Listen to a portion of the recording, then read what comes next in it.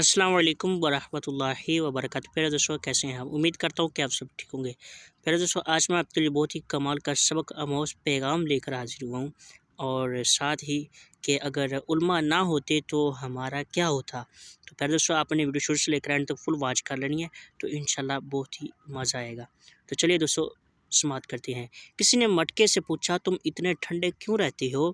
किसी ने मटके से पूछा, तुम इतने ठंडे क्यों रहते हो? मटके ने मुकर कर जवाब दिया, जिसका माजी, हाल और मुस्तकबिल सब मिट्टी से बना हो तो तकब्बुर और गर्मी किस बात की।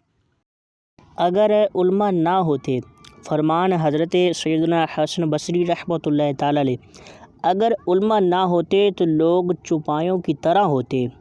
यानी उलमा उनको तालीम के ज़रिए चौपायों की हालत से निकाल कर इंसानियत की हालत में लाए हैं।